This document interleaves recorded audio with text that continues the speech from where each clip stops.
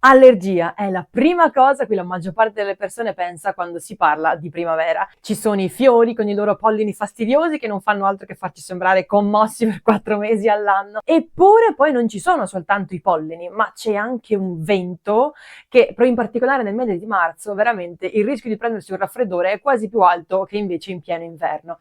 Eppure questo vento, che dalle mie parti poi c'è anche un proverbio che dice a marzo ogni matto va del scalzo, quindi sembra ci siano delle belle giornate, effettivamente il sole c'è, ma la temperatura in realtà è ancora molto bassa, quindi scoprirsi non è ancora una buona idea. E in questa stagione che abbiamo i capelli scompigliati per il vento, il naso chiuso per il raffreddore e piangiamo per l'allergia, qualcuno aveva pensato di nominarla la stagione dell'amore. E naturalmente la storia della musica non si esime assolutamente da questa definizione. Un'altra cosa che va di pari passo con l'amore sono le pene d'amore, il soffrire per amore, e proprio di questo parliamo nel primo componimento.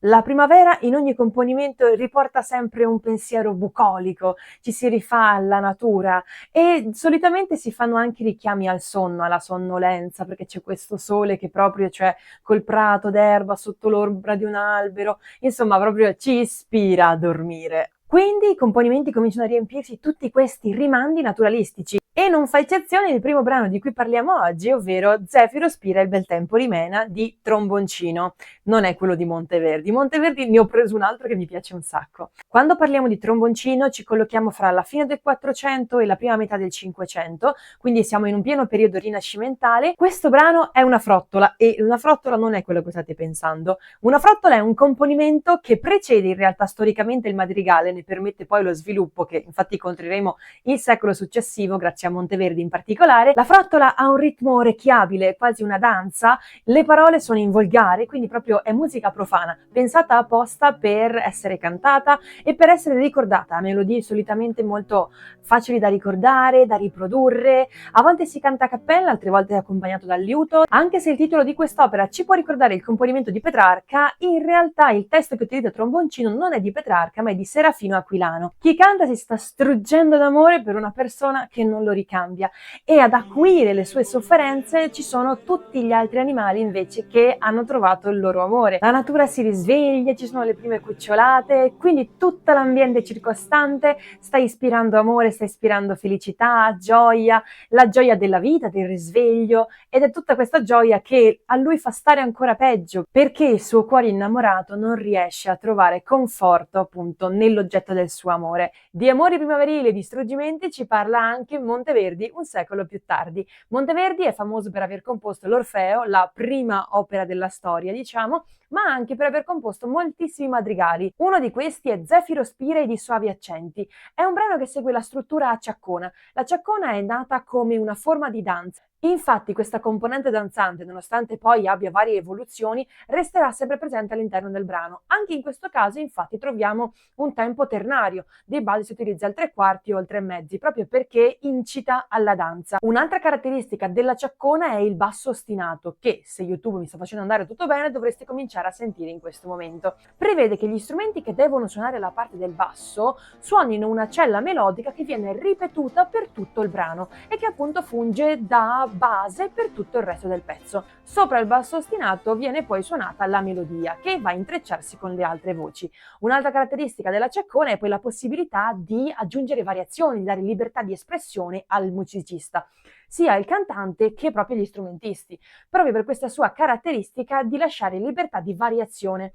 La variazione è la libertà massima per un cantante o per un musicista. Dipende poi se ci sono alcuni che preferiscono scriversele da sé e quindi dare libertà al proprio estro, oppure altri invece preferiscono chiedere a qualcuno di comporgliela così che poi loro la possono suonare. Ma parlando di questo pezzo di Ciaccona abbiamo dimenticato in realtà una cosa fondamentale, ovvero che cos'è un madrigale, o meglio perché nasce questa forma del madrigale. In realtà il madrigale nasce da una necessità espressiva, tanto che poi nonostante il madrigale si evolverà e passerà anche un po' in disuso, resterà il termine termine madrigalismo. La caratteristica principale di un madrigale è la sua grande espressività, almeno sicuramente per i canoni dell'epoca. Il problema infatti era di riuscire a far capire l'emozione, di rendere in musica i sentimenti, le caratteristiche fisiche. Ci sono proprio cose che dovevano essere descritte con le note. Quindi si pensò bene di utilizzare proprio scale discendenti, scale ascendenti o saltelli o progressioni per far capire quello che si intendeva. In questo brano di cui stiamo parlando, per esempio, ci sono parole come aer, ovvero aria, dove appunto le note salgono in alto, fanno gorgheggi, poi tornano giù, proprio per dare questa idea di movimento e di vorticosità anche del vento che c'è, di zefiro. Quando invece ci sono parole che richiamano la tristezza o la terra, invece avremo scale discendenti, note più profonde, sembrerà improvvisamente più triste. C'è infatti verso la fine di questo brano un momento in cui viene nominata la parola pianto e improvvisamente, nonostante per tutto il brano prima fosse rimasto tutto saltellante e gioioso, quando si parla del pianto, improvvisamente il tempo si allarga, la musica si fa più pesante per far sentire l'angoscia del pianto e improvvisamente dopo, tornando a parlare dell'aria, ritorna questa gioia, ritorna appunto il movimento tipico del vento. Questo non perché il compositore fosse schizofrenico, ma per poter esprimere meglio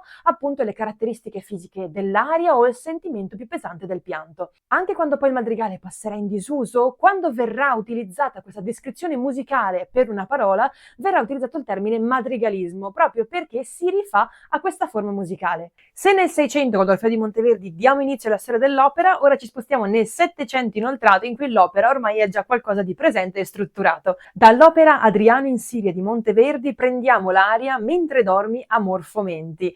Non è esattamente un'aria che parla di primavera, ma di qualcosa che è collegato alla primavera. In primis le pene d'amore, la seconda cosa è il sonno, il dormire, che comunque ritorna anche nei componimenti precedenti, infatti a aprile dolce dormire più o meno. Infatti abbiamo Emirena, una principessa siriana, che si è addormentata e proprio in questo momento l'ha colta il suo amato Farnaspe, un principe appunto che la ama ed è ricambiato. In tutto questo, vabbè, la trama prevede che Adriano si innamori di Emirena, si mette in mezzo fra due amanti, però per fortuna alla fine l'amore riesce a trionfare. Per una volta. Farnaspe in quest'aria esprime tutto il suo amore per Emirena e anche tutta la sua preoccupazione per quello che sarà, perché Adriano si è messo in mezzo e quindi ora è tutto più incerto, c'è paura dell'invasione, nonché di un altro rivale in amore. Ma nello specifico, che cos'è un'aria e anzi che tipologia di aria possiamo incontrare in un'opera come quella di Pergolesi, quindi nel Settecento? L'aria nell'opera barocca è un momento in cui l'azione si ferma, tutto è fermo e il personaggio esprime quello che prova in quel momento.